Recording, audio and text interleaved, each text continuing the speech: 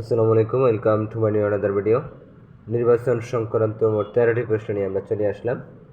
সংবিধানের কত নং অনুচ্ছেদে নির্বাচন কমিশনের গঠনের কথা বলা হচ্ছে? 118 নং অনুচ্ছেদ। সংবিধানের 118(1) অনুচ্ছেদ অনুযায়ী প্রধান নির্বাচন কমিশনার ও কমিশনারদেরকে নিয়োগ দেন রাষ্ট্রপতি। নির্বাচন কমিশনের দায়িত্বের কথা বলা হচ্ছে 119-এ। দায়িত্বের কথা বলা হচ্ছে 119। বাংলাদেশ নির্বাচন কমিশন পরিচালনার দায়িত্ব কার উপর ন্যস্ত? প্রধান নির্বাচন কমিশনার। সংবিধান মতে প্রধান নির্বাচন কমিশনের নিয়োগের মেয়াদকাল 5 বছর। নির্বাচন কমিশনের মেয়াদকাল কত? 5 বছর। প্রধান নির্বাচন কমিশনার সহ জাতীয় নির্বাচন কমিশনের মোট সদস্য কতজন? 5 জন। সংবিধানের কোন অনুচ্ছেদে ভোটার তালিকার বিধান বর্ণিত আছে? 121 নং অনুচ্ছেদ।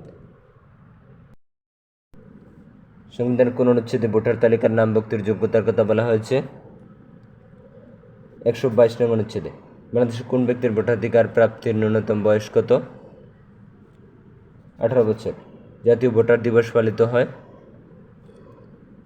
2 মার্চ। সংবিধানের কততম অনুচ্ছেদ অনুযায়ী প্রধান নির্বাচন কমিশন নির্বাচনের তফসিল ঘোষণা করেন? 123।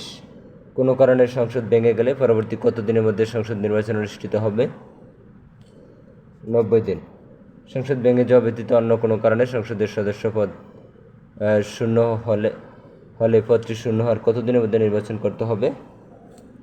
120 দিন, 3 মাস।